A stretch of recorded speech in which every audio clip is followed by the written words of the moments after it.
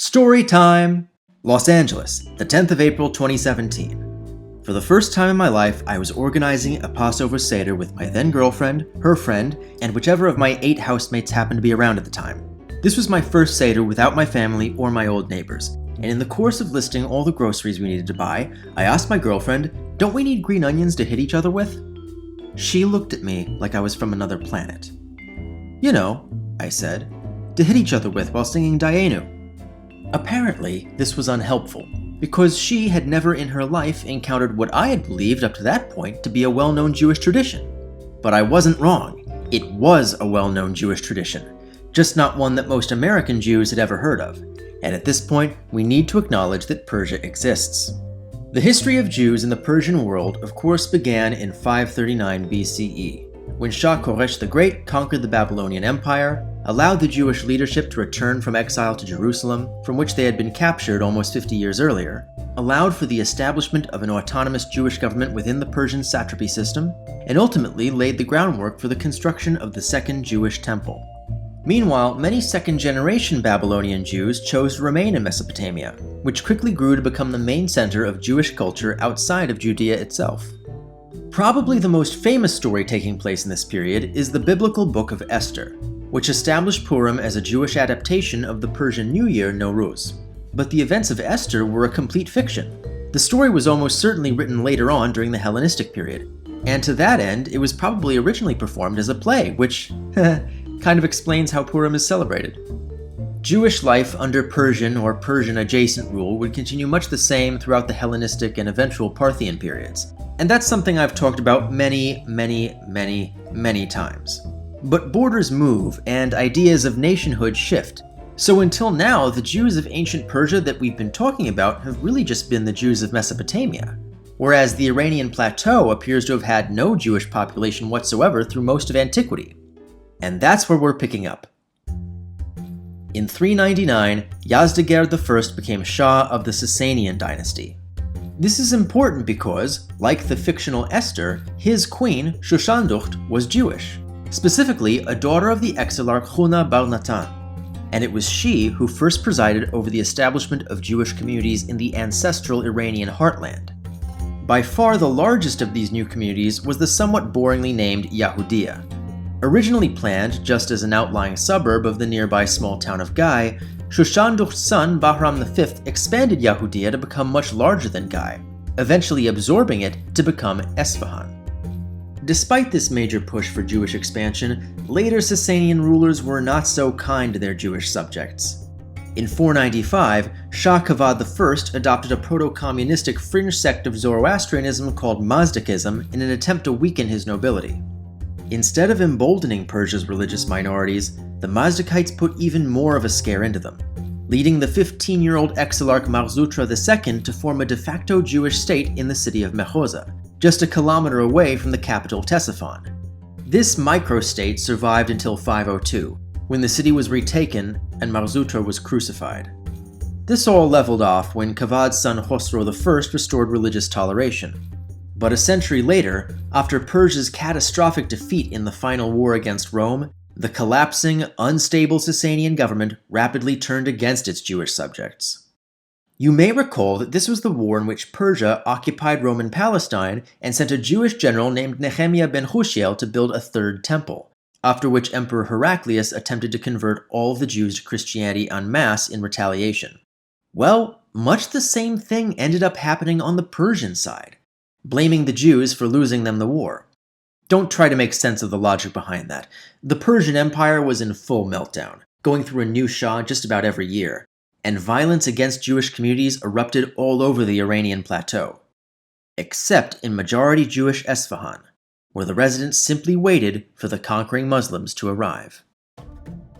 Originally, the Caliph Umar had only intended to conquer Greater Syria and Mesopotamia, but Persia's constant border attacks and refusal to recognize the new caliphate compelled him to initiate a 21-year campaign to end the Sasanian Empire entirely. With its vast territory and toleration for Abrahamic religions, the Caliphate opened a new era of Jewish trade on the Silk Road, dominated by our old friends, the Ghadanim of Francia. This vast trading network allowed Persia's Jewish community to grow on a scale not seen again until the early modern period in northern Europe. As early as the 10th century, the Persian historian Al-Istakhri reported that Khuzestan was commonly known as Yahudistan because the population there was mostly Jewish. And 2 centuries later, the Jewish adventurer Benjamin of Tudela received second-hand reports that the ruling Seljuk Empire had a total Jewish population of 256,000. If these numbers are to be believed, then Seljuk Persia would have been home to more than a third of the world's Jews, and more than 5 times the Jewish population of Benjamin's native Iberian Peninsula. So why did Iberia dominate the medieval Jewish world and not Persia? Well, despite some recent revisionist narratives, mostly by the Iranian government, and we'll get to that, to my eyes, Persia's Jews never really had a golden age. Even during sustained periods of tolerance and prosperity, Jewish rights were generally still a lot more restricted than in Iberia, and the periods in which Iranian Jews did have that kind of freedom were fairly short-lived, usually no more than a single generation. Case in point, between 1219 and 1231, the Mongols under Hulagu Khan conquered Persia. In 1258, they famously invaded Mesopotamia and destroyed Baghdad, until then home to the largest Jewish community of any city in the world. But despite this catastrophic disruption of Jewish life in Mesopotamia, the Mongols greatly enjoyed the company of the Jews. The Ilkhans, who by this point had converted to Buddhism, abolished the Dhimma, and even privileged Jews and Christians as statesmen, culminating in the 1280s when Arghun Khan appointed the Jewish Sa'd al-Dawla as Grand Vizier. But this act was the last straw for many of the country's more influential imams, who led a new campaign of terror against the country's Jews. When Arghun Khan died in 1291, Sa'd al-Dawla was assassinated, and thousands of Jewish civilians were killed across the country. 4 years later, Ghazan Khan converted to Islam and began encouraging his Jewish subjects to do the same. But even Jews who did convert, such as the Grand Vizier Rashid al-Din Hamadani, author of the most important source we have for the history of the Mongol Empire, were targeted for their Jewish ancestry by their political rivals and shunned by fellow Muslim families for generations. Relief came, weirdly enough, in the form of Timur the Lame and his imperial conquests. Although Timur's brutal campaigns were responsible for the deaths of an estimated 17 million people, for the most part he only targeted fellow Muslims. Timur didn't consider Jews a political threat. They didn't enjoy quite the quality of life that their ancestors had under Hulagu or Arghun Khan, but compared to Europe, not to mention the rapidly deteriorating situation in Mamluk Egypt, there wasn't much to complain about. While Timur never employed Jews in his government, he never restricted their employment otherwise, as was done in most of Europe, and the Jews of his empire flourished in crafts and especially medicine.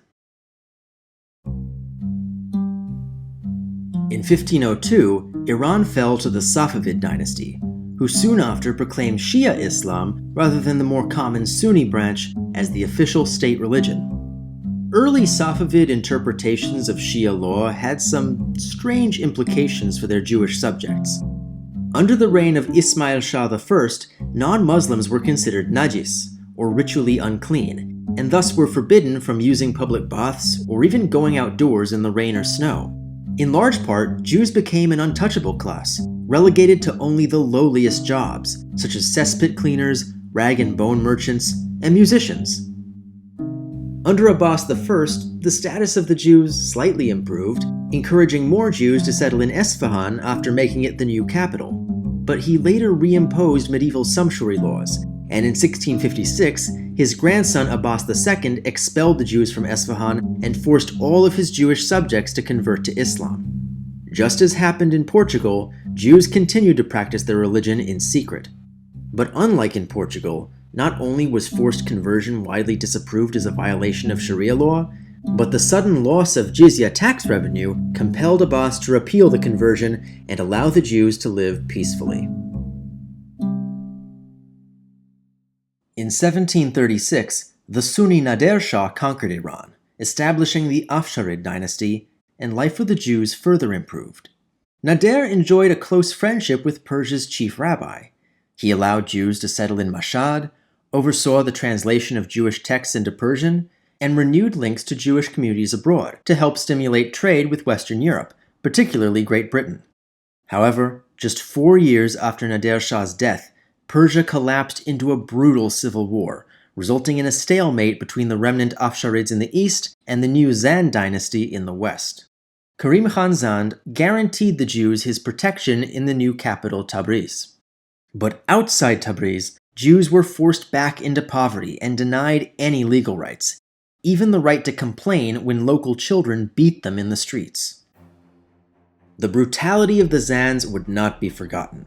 Lest we forget, Persia at this time was still in a frozen conflict between two rival dynasties, and in 1789, a third dynasty emerged, the Qajars of Tabaristan.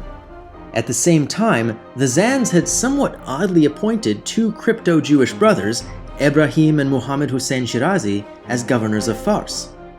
In 1792, as the Zand forces marched northward from the province, the Shirazi brothers immediately defected to the Qajar side. By 1796, Persia was finally reunited under Qajar rule, and Jewish life in the country stabilized once again. Some 76 years later, Nasser al-Din Shah would tell the French Jewish politician Adolphe Crémieux, "I shall not forget that it was a Jew, Haji Ebrahim, who helped raise the Qajars to the throne." Despite the Shah's kind words, life for Persia's Jews had little improved under Qajar rule up to that point, and the community would continue to languish for decades afterward. Throughout the mid-19th century, it was European Jewish politicians like Crémieux who had led the charge to improve the legal and economic status of Jews in Persia. But for all the good that did in the short term, these international projects created an expectation for provincial rulers that the well-being of their Jewish subjects was someone else's problem. After meeting with Crémieux, Nasser al-Din did attempt to improve conditions for Jews, but his efforts were met with overwhelming opposition from many ultra-conservative Shia clerics, as well as a majority of the general public. Lynchings skyrocketed, and local clerics often set out to make a name for themselves by leading massacres and forced conversions. During this time, thousands of Jews fled north to the capital, Tehran, where their proximity to the Shah ensured that such violence was actually policed. Others fled south to the port of Bushehr, where the mix of foreign traders and other ethnic and religious minorities resulted in a more tolerant culture. And yet others emigrated to Ottoman Palestine, bringing them into confluence with the early Zionist movement. By 1900, Persia's Jewish population had fallen to just 25,000, a tenth of what it had been under the Seljuks. So perhaps unsurprisingly, Jews were disproportionately active in the Iranian Revolution of 1905 to 1911, which transformed the country into a constitutional monarchy, with an elected parliament called the Majlis. While the new constitution did affirm Shia Islam as the national religion, it also guaranteed equal citizenship to all Persian subjects, including Jews. This meant the same legal and economic rights as everyone else, as well as freedom of movement and freedom of expression, leading to the establishment of a Jewish newspaper, Shalom, and the emergence of elected Jewish politicians. And despite the rebound in fortune, the now crystallizing Zionist movement actually became more popular among Iranian Jews than European Jews. Whereas Jewish politics in Europe largely viewed Zionism as a rejection of life in diaspora, Iranian Jewish figures didn't see the revival of a Jewish homeland as an either-or proposition. Said journalist Aziz Ben-Yona Naim in the final years of the Qajar dynasty, "Zionism is nothing but a new name and a new institution, for the Zionist idea has been present in Jewish thought for over 2,000 years." In 1925, the last Qajar Shah was overthrown, and Prime Minister Reza Khan was proclaimed as the new Shah by the Majlis. His initial reforms further sought to westernize Iran. His most famous legacy worldwide is that he got the rest of the world to actually start calling the country Iran instead of Persia. But he also led a huge push for urbanization, industry, secularism, and bringing women into mainstream society. He was also a Nazi. As prime minister, Reza Khan had actively sought out the Jews as political allies, making appearances at the Esfahan synagogue, allowing the establishment of Jewish schools, and lobbying clerics to abolish the Najis status which had been levied against the Jews back during the Safavid period. But as Shah, he completely changed his tune, shutting down the very Jewish schools that he had opened, and targeting Jewish politicians as enemies of national unity. In 1926, he had Shmuel Chaim arrested to prevent him from running for re-election. Chaim was falsely charged with plotting to assassinate the Shah and establish a republic, and was executed by firing squad in 1931. The rise of Adolf Hitler and the Nazis further stimulated close ties between Iran and Germany, with Deutsche Bank lending generously to the Shah and the Reichstag recognizing Iranians as pure Aryans exempt from the Nuremberg laws. Germany was even given licenses to operate Persian-language radio stations in Iran, broadcasting anti-Semitic conspiracy theories to discredit anti-fascist members of the Majlis. As Hitler commenced Operation Barbarossa in June 1941, he attempted to entice Iran to formally join the Axis with two main promises. Following the inevitable German victory over the Soviet Union, Iran would regain all of its former territories in the Caucasus which had been lost to Russia in the 18th and early 19th centuries. After this would come Johud Koshan, the extermination of Iran's Jews. To allay any local confusion about why such an atrocity would be warranted, pro-Nazi broadcaster Bahram Shahrukh explained that it was revenge for the events of the fictional Book of Esther, while the Shah accused anyone who criticized Hitler of secretly being Jewish. But Reza Shah did not have the opportunity to take up Hitler's offer. That August, the Allies invaded Iran and forced him to abdicate. There would be no Johud Koshan.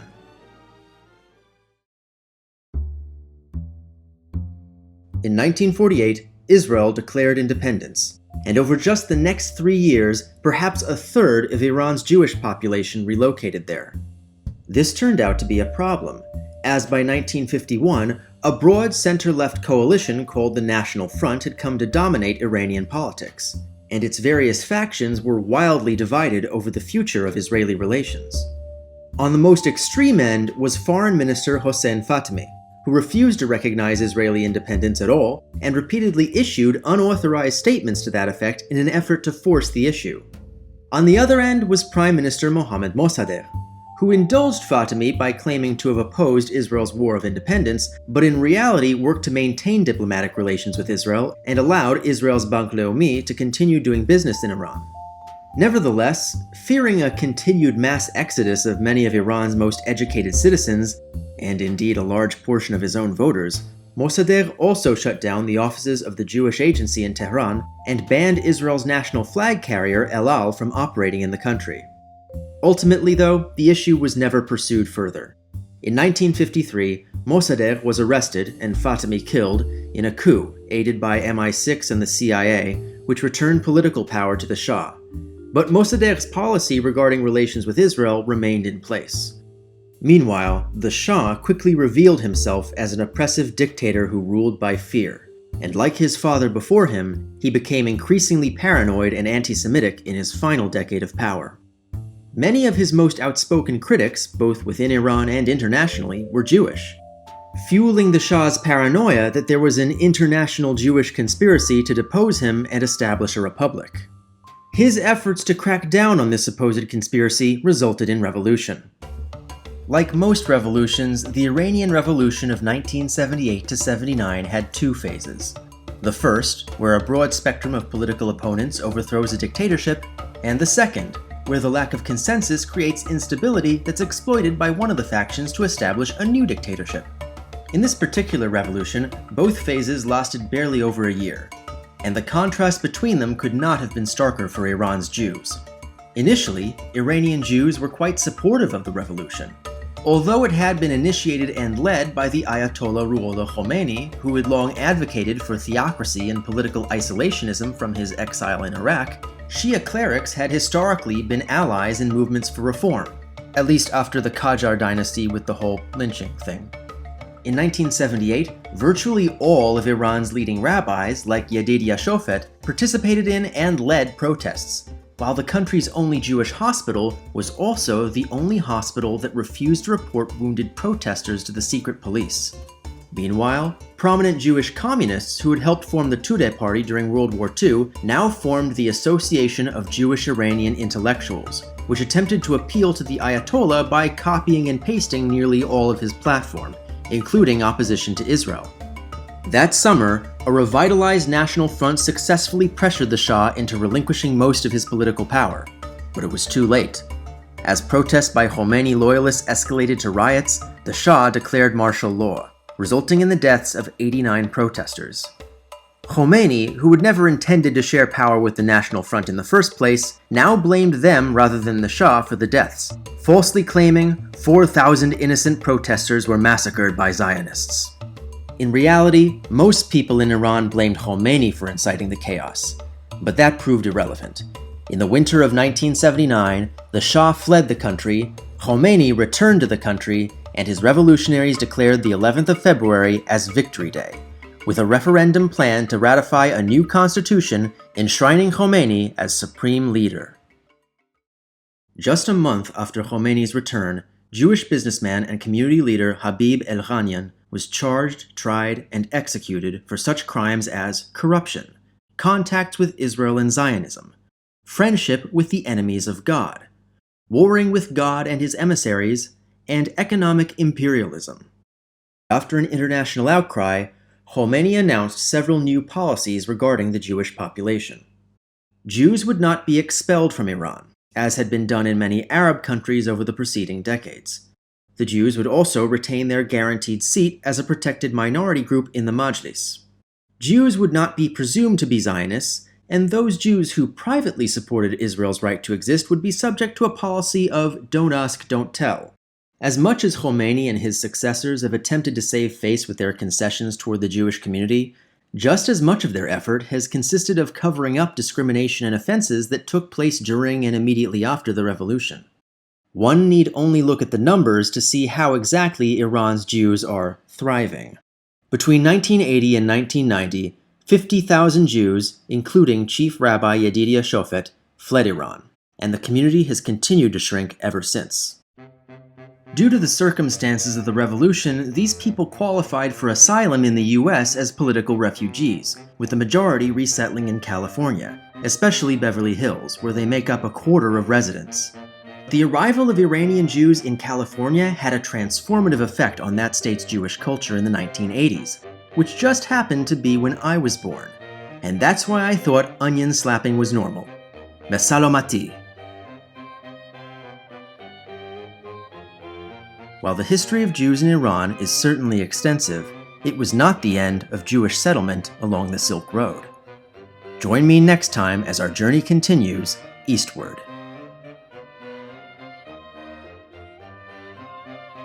Special thanks to my patrons, including Eric Atreides, Jeremy Biskind, Oshel Gordon, James Majors, Matthew Brotman, Gary Davidson, Greg Maev, Brian Mechanic, Branch Ortiz, JP Strathausen, Navet Tal, Brian Tooten, Useful Charts, and O Weiss.